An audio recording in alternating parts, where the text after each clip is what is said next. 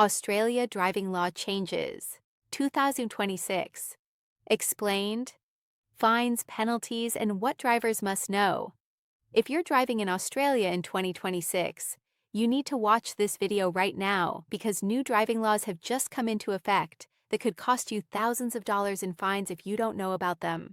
From mobile phone detection cameras that can catch you even when you think you're being careful, to stricter penalties for speeding in school zones, and completely new rules about electric vehicles and road sharing, these changes are already catching out drivers across the country. Whether you're a new driver or you've been on Australian roads for decades, what you don't know about these 2026 driving law changes could seriously hurt your wallet and your license. Stay with me because I'm breaking down every single change you need to know about, the exact fines you'll face, and how to make sure you stay on the right side of the law.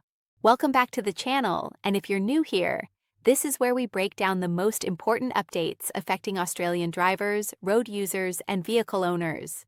Today, we're diving deep into the driving law changes that have been rolled out across Australia in 2026.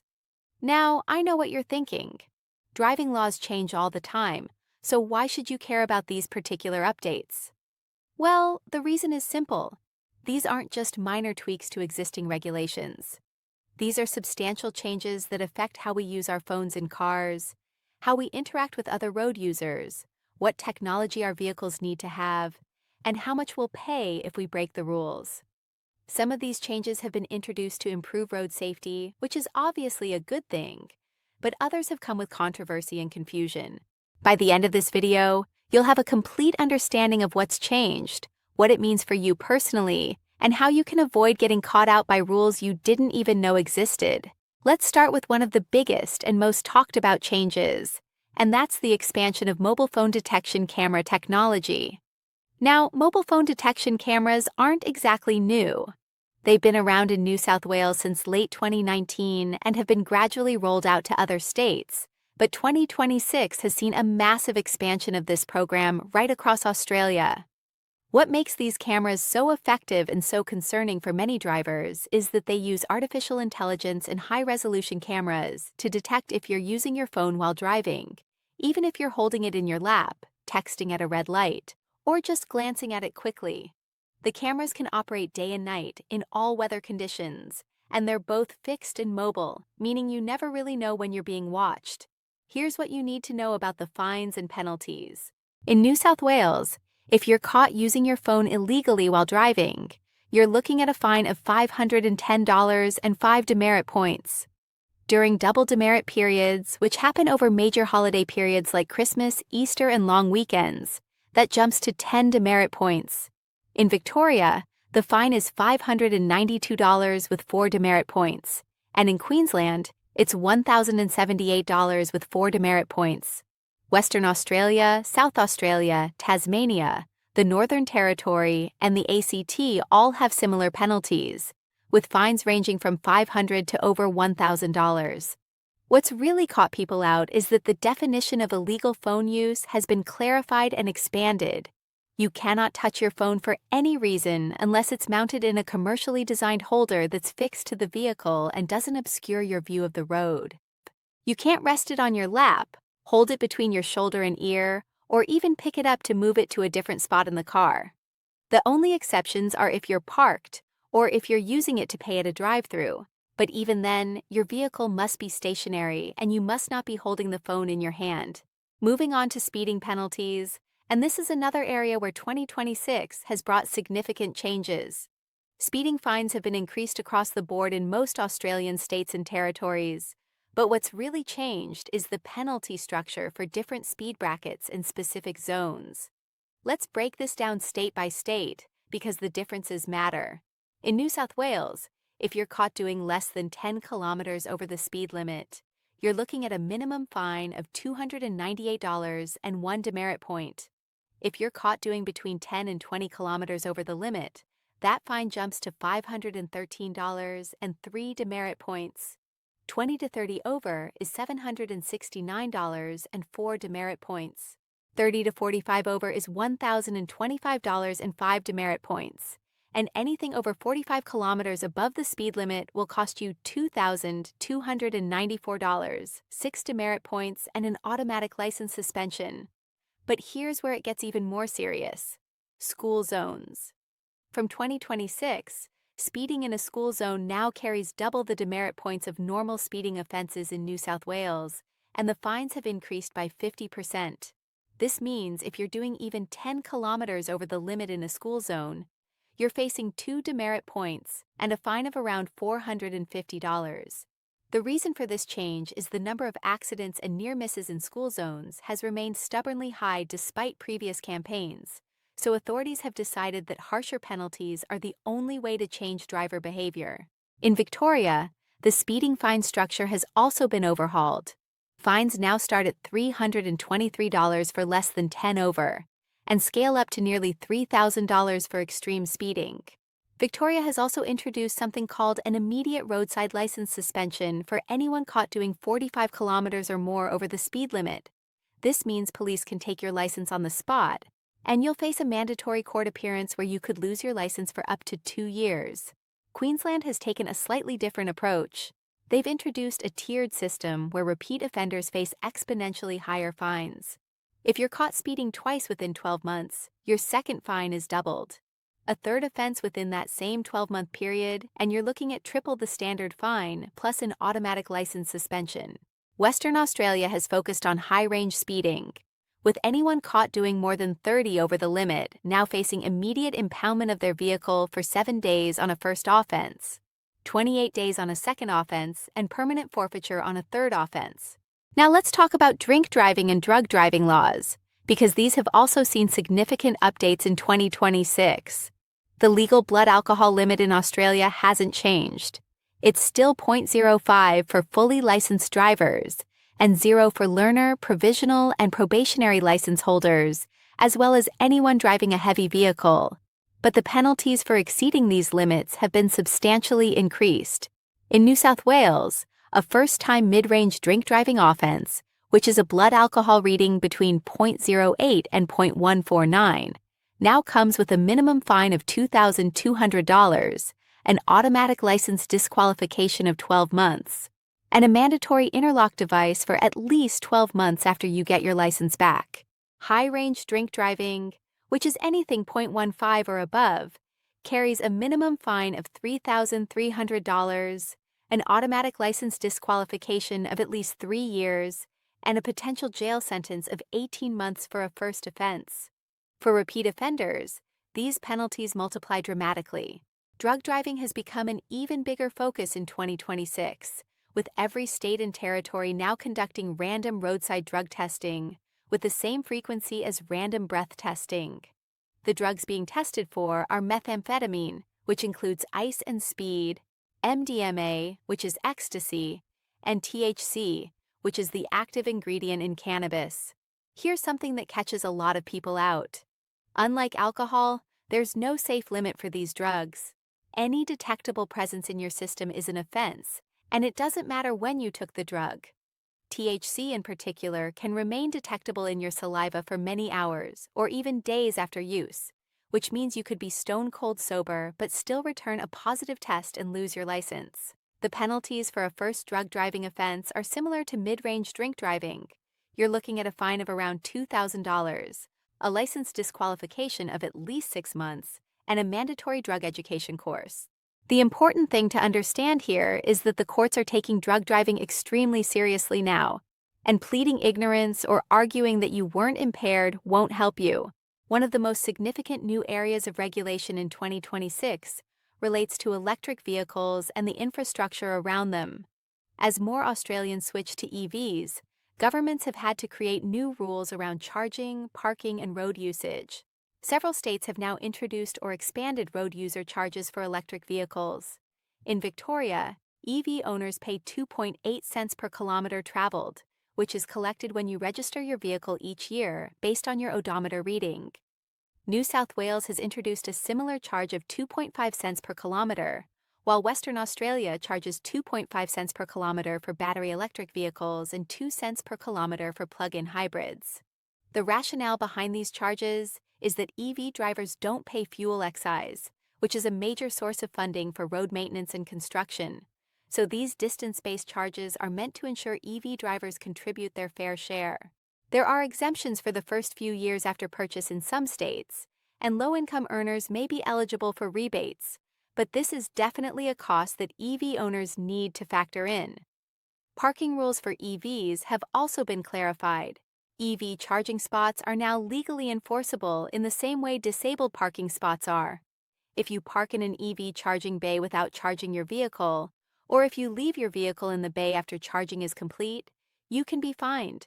In New South Wales, this fine is $275, and in Victoria, it's $330. Some councils have also introduced time limits on EV charging bays to ensure turnover and fair access, typically ranging from 2 to 4 hours. Let's move on to another major change, and that's the rules around vulnerable road users. This includes cyclists, pedestrians, and users of personal mobility devices like e-scooters and e-bikes. From 2026, every Australian state and territory has now implemented or strengthened minimum passing distance laws. When overtaking a cyclist, you must leave at least 1 meter of space if you're traveling at 60 kilometers per hour or less, and at least 1.5 meters if you're traveling faster than 60 kilometers per hour. Breaking this rule can result in fines of up to $417 and 2 demerit points in New South Wales, and similar penalties in other states. What's new is that these laws now also apply to e-scooter riders and other personal mobility device users, and the penalties have been increased to reflect the serious injury risk to vulnerable road users. Speaking of e-scooters and e-bikes, these devices have been the subject of significant regulatory attention in 2026. Different states have different rules, which can be confusing if you travel between states. So let me break down the key points. In most states, e-scooters are now legal to ride on footpaths, shared paths, and bike lanes, but not on roads unless there's no other option. The maximum speed limit for e-scooters on footpaths is typically 10 to 12 kilometers per hour, and on bike paths and shared paths, it's 25 kilometers per hour. Helmets are mandatory in all states, and riders must be at least 16 years old in most jurisdictions, although some allow younger riders under adult supervision. E-bikes, which are bicycles with electric motors, are allowed on roads and bike paths as long as the motor doesn't exceed 250 watts and doesn't provide assistance above 25 kilometers per hour.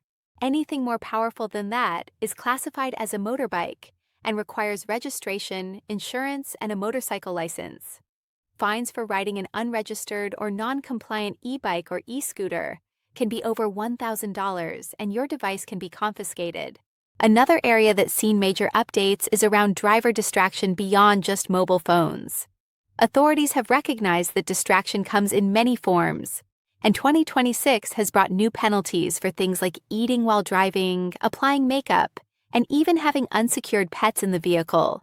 Now, there's no specific law that says you can't eat a sandwich while driving, but if police determine that eating, drinking, grooming, or any other activity has impaired your ability to drive safely, you can be charged with driving without due care and attention or negligent driving. These charges carry fines of up to $450 and 3 demerit points. When it comes to pets, the law now explicitly states that animals must be secured in a way that prevents them from distracting the driver or moving around the vehicle. This typically means using a pet seatbelt, carrier, or cargo barrier. If your dog is sitting on your lap while you drive or jumping around the car, and police see this, you can be fined up to $500. Seatbelt laws have also been strengthened in 2026, particularly around child restraints. The rules around what type of restraint children must use at different ages haven't changed, but the penalties for non-compliance have increased significantly. Children under 6 months must use a rear-facing child restraint. Children aged 6 months to 4 years must use either a rear-facing or forward-facing child restraint with an inbuilt harness. Children aged 4 to 7 must use a forward-facing restraint with a harness or booster seat. Children over 7 can use a booster seat or adult seat belt, depending on their size.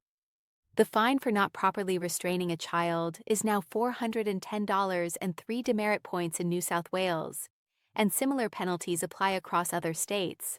What's changed is the police are now conducting more roadside checks of child restraints. And if your restraint is not installed correctly, even if you thought it was, you can still be fined. Towing and caravan regulations have also been updated for 2026. There's been a concerning increase in accidents involving caravans and trailers, particularly during holiday periods, so authorities have responded with stricter rules and higher penalties. If you're towing a trailer or caravan, you must ensure it's properly secured, has working lights and indicators, and doesn't exceed your vehicle's towing capacity. Your combined vehicle and trailer weight must not exceed what your license allows, and if you're towing a trailer that weighs more than 750 kilograms, you need to have trailer brakes fitted and working. Fines for towing violations start at around $300, but if you're found to be towing a load that's dangerously overweight or improperly secured, you could face fines over $1,000 and have your vehicle and trailer immediately grounded until the issues are fixed. Let's talk about something that affects every driver, and that's the demerit point system. While the system itself hasn't fundamentally changed, several states have reduced the number of demerit points you can accumulate before losing your license. And they've also changed the rules around good behavior periods and license suspensions. In New South Wales, fully licensed drivers can accumulate 13 demerit points in a 3-year period before their license is suspended. Professional drivers get 14 points, and learner and provisional license holders get only 4 to 7 points depending on their license type. Once you exceed your demerit point limit, you face an automatic license suspension. For a first offense, this is typically 3 months, but you may be able to elect a 12-month good behavior period instead, during which you can only accumulate 2 demerit points or you'll face a longer suspension. From 2026, the good behavior option has been removed for certain serious offenses, including high-range speeding, drug driving, and repeat drink driving offenses. This means if you're caught doing 45 over the limit, you will lose your license for at least 3 months. No exceptions. Now I want to talk about something that doesn't get discussed enough, and that's the changes to license testing and graduated licensing schemes for new drivers. Several states have introduced additional requirements for learner and provisional drivers in 2026. In Victoria, learner drivers now need to complete 120 hours of supervised driving, up from the previous 100 hours, and at least 20 of those hours must be at night. They've also introduced a hazard perception test that must be passed before you can apply for your probationary license. This test uses video scenarios to assess your ability to identify and respond to potential hazards, and it has a fairly high failure rate, so new drivers need to prepare properly.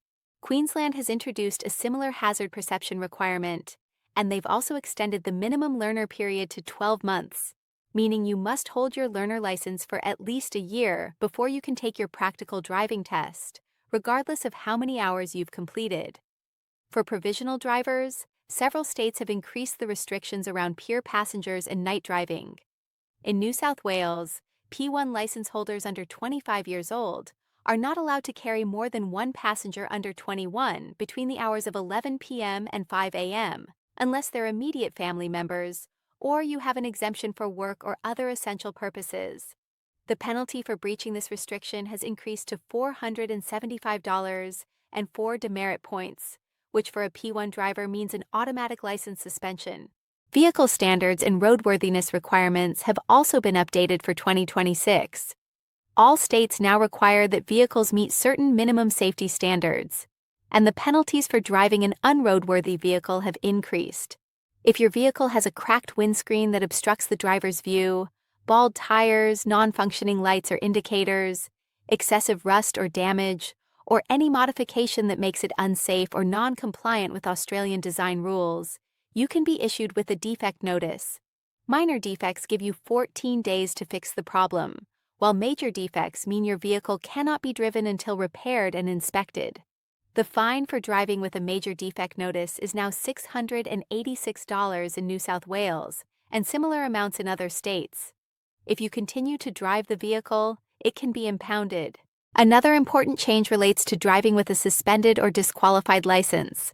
This has always been illegal, but the penalties have been dramatically increased in 2026 to act as a stronger deterrent.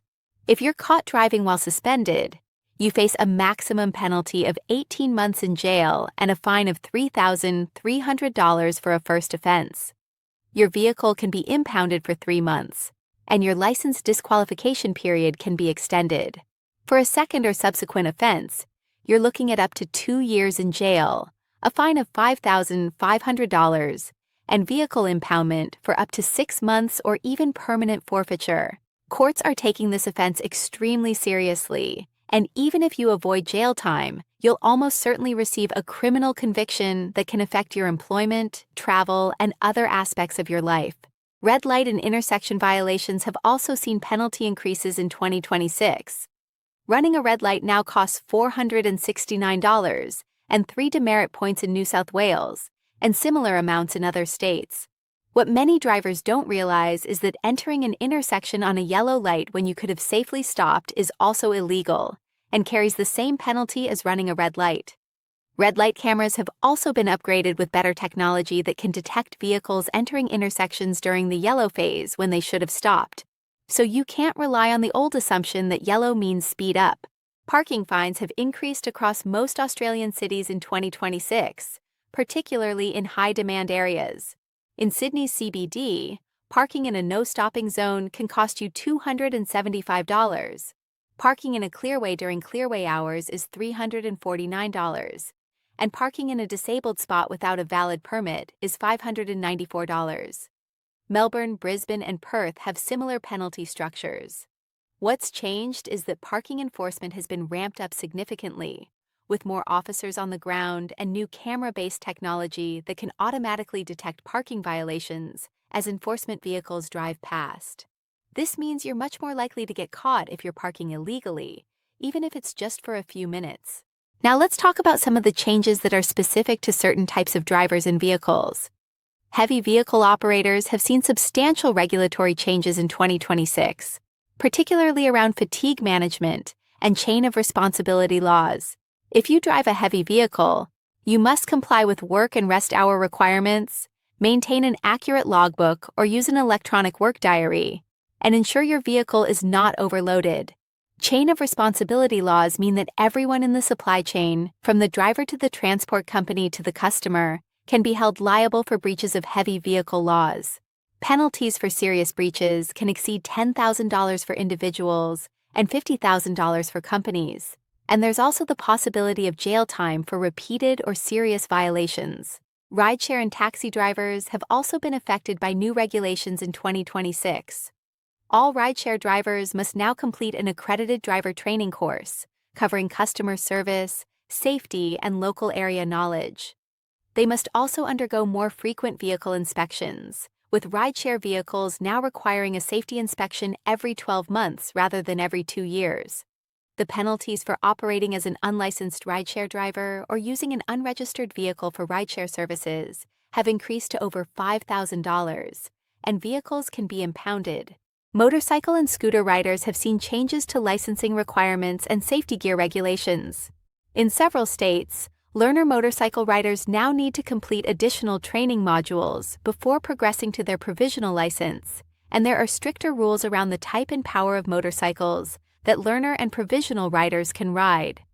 Helmet standards have also been updated, and riders must ensure their helmets meet the new Australian standard. Wearing a non-compliant helmet carries a fine of $397 and 3 demerit points. So what does all of this mean for you as a driver in Australia in 2026? The key takeaway is that road rules are being enforced more strictly than ever before, penalties are higher, and technology is making it much harder to get away with violations. The days of getting a warning for minor infractions are largely over.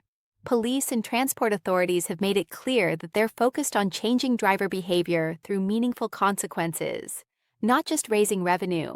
Although the cynic in many of us might question that claim given how much money these fines generate. Regardless of the motivation, the reality is that if you want to keep your license and avoid massive fines, you need to know the rules and follow them strictly. Here's my advice for staying on the right side of the law in 2026. First, never touch your phone while driving unless it's properly mounted and you're using it hands-free or via voice control. If you need to make a call or send a message, pull over and park legally. Second, always stick to the speed limit and pay extra attention in school zones. It's not worth the risk of double demerit points and huge fines to save 30 seconds on your journey. Third, if you drink or use drugs, don't drive. Get an Uber, catch public transport, or organize a designated driver. The penalties are too severe and the risk to yourself and others is too great. Fourth, make sure your vehicle is roadworthy and properly maintained. Check your lights, tires, and windscreen regularly, and fix any issues immediately. Fifth, if you're a new driver or supervising a learner, make sure you understand the specific restrictions that apply to your license type and comply with them fully. Sixth, if you get a fine or lose demerit points, take it seriously.